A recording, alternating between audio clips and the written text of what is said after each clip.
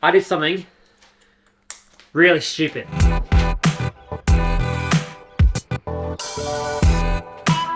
So on Sunday, I asked you guys for questions for Q&A Monday on a video that comes out Monday night. That's really dumb.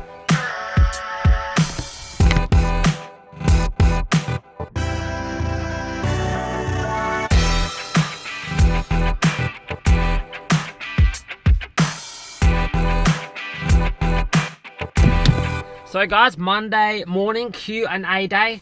How are you all doing? Let me know in the comments what your goals are for this week, or whether you're going to be smashing some PBs or something. I'll be honest, today I'm in a really can't be fucked mood because my fucking leg is pissing me off beyond belief. I've never had an injury like this where the future is just so uncertain and I just have no idea when this thing is going to get any better. So yeah, today is just a bit of a glum day, but first world problems. Like, yes, it's going to be kind of tricky with the daily uploads because some days are going to be shit and some days are going to be fine. And it's probably better for me to actually show you both sides rather than me just trying to play this character of everything being fine all the time, when sometimes I get really sore. Like last night, I couldn't go to sleep until 11:30 last night because my leg was just annoying the shit out of me. And the cat also vomited right next to the bed, so I had to get up and clean that too. That's also an issue. But some days are good, some days are bad. If everyone on the internet only shows you your good days, then you don't have any relatability to them at all. So there you go. Okay, question 1. Is using a $700 massage gun actually worth it? Absolutely not. They all come from similar factories in China. They're all the exact same. Maybe the motors are a little bit stronger in some different brands, but generally speaking, they're all the exact same. Just get the cheapest one that you can find. They all go like this on your muscles. There's no special patent around something that's more expensive. It's all just marketing BS. Number 2, do you want to visit Austria in the summer and run a trail race together? That would be a really fun thing to do, but I can barely run at the moment. So unless you want me to drive next to you and cheer you on, yeah, maybe we could make that happen, but I probably won't be running it. But good luck in your race. I hope it goes really well and I hope you absolutely smash it and win. Please win the race. Okay, next question. Favorite 5K workouts. My favorite 5K workout is like a 3 times. Oh, actually, there's a plane coming. Hold on. The plane.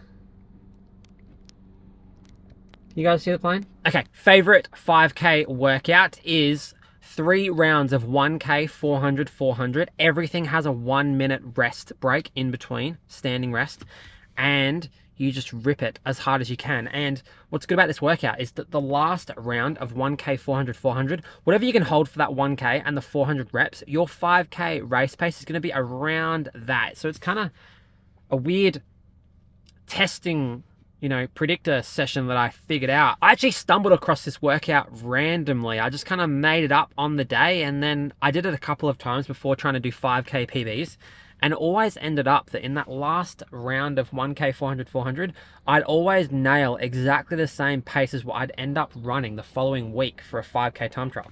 Pretty straightforward. But realistically, the best 5K workout for anyone is just doing a 5K, okay, and getting massive aerobic stimulus from doing a 5K race, and then just doing another one in 2 weeks, and you're automatically just going to run faster given the right conditions and the same shoes and stuff.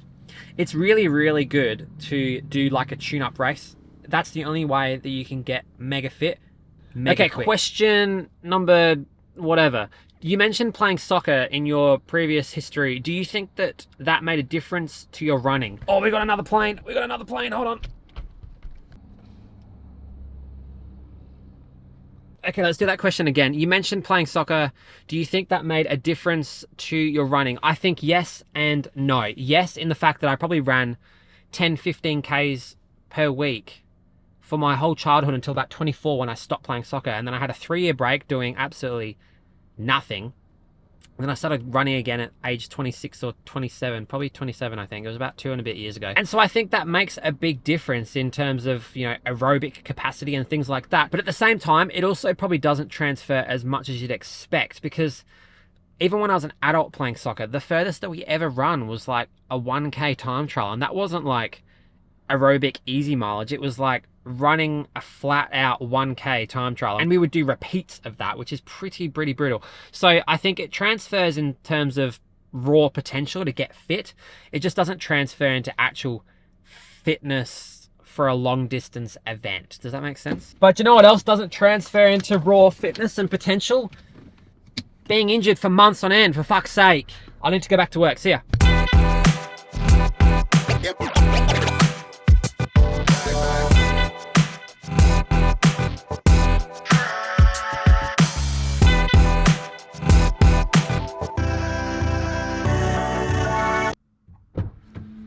Here's another annoying thing about today. Well, yesterday anyway. I bloody lost my tripod. I left it in a field in the middle of nowhere. So I had to go buy another one of them. But also got some dates for lunch.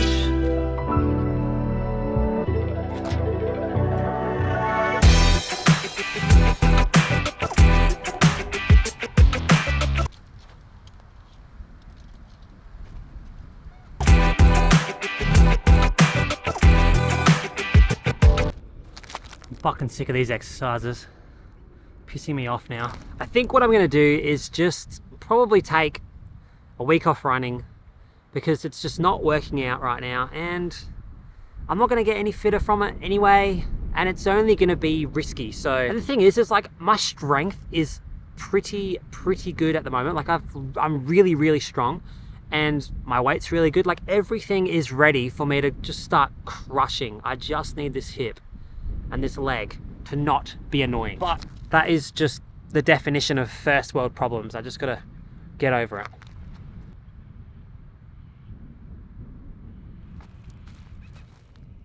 I mean, the thing is, even if I did want to run today, it's like 34 degrees, so I'd probably have a really hard time doing it anyway. So that's a positive, I suppose. Yeah, that's a positive for today. Could you guys do me a favor and just be quiet? I'm trying to make a video here. Seriously. All right, next question.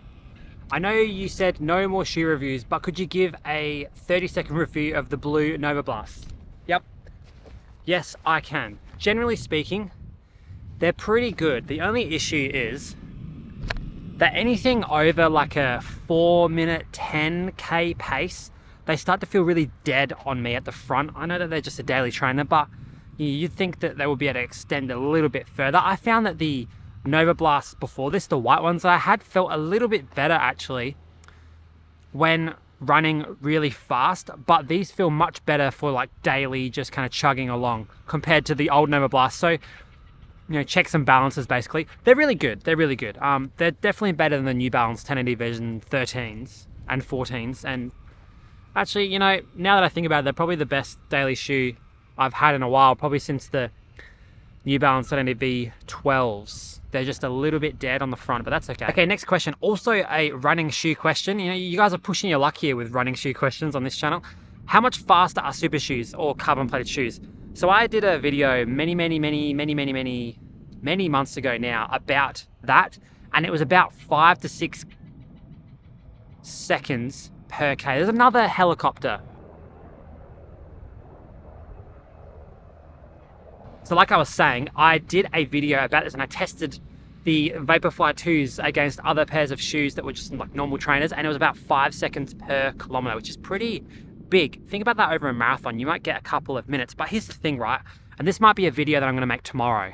There's so many other things that you can do to get more than a couple of minutes faster in a marathon, for example. You could be 2 kilos lighter, and that's probably gonna be like 10 minutes in a marathon. So, you know, losing weight's for free, and running shoes cost a lot of money these days. Okay, next question, running and creatine. This is also a very interesting one, and I think that there might be a place for creatine, just probably not for the reasons that you actually think. You know, there's a lot of cognitive benefits from creatine, even for runners too. Like there's, you know, runners have brains as well, but I don't think it's necessarily gonna help with recovery or replenishment of glycogen stores and things, especially if you're doing long, slow distance stuff. And even if you think about like VO2 max workouts, like you're still not going to be tapping out that phosphocreatine system. It really comes down to like really hard strength training or really fast sprinting with, long times of rest, with long periods of rest. That's usually when that CP cycle is actually getting utilized quite a lot. But for long distance running, maybe not, but it really helps with your cognitive space. There's a lot of evidence behind that. And, I'd say, considering that creatine is so cheap, you could definitely just give it a crack. For sure. Okay, next question. Is blood volume affected by cardio mainly, or if for whatever reason I can't run, cycle, swim for a week, but I can squeeze in some bodyweight training, is it enough to stop the drop or tanking of blood volume? This is in relation to last week when we were talking about increasing blood volume and that being a mechanism to getting unfit very quickly when you stop doing stuff. And it's usually because, well, this is my general understanding, is that when you're running, you're trying to maintain your core temperature, and so your body increases blood volume to manage sweat and things like that. And so that is artificially how you increase your cardiac output and your stroke volume as a byproduct of thermoregulation, basically. So if you're doing strength training and it's increasing your core temperature and your body's trying to maintain it, potentially, but it's never going to be as effective as just doing either cycling, swimming, or running, for sure. But that is all the questions that I actually have today. If you have any more, just chuck it in the comment section below and I'll use them all. And if anyone has a leg that they're not using right now that I could use for running, can you just let me know and we can do a little transaction, because I'm sick of this leg annoying the shit out of me. Goodbye. I'll see you guys in the morning tomorrow. We're going to talk about some interesting stuff.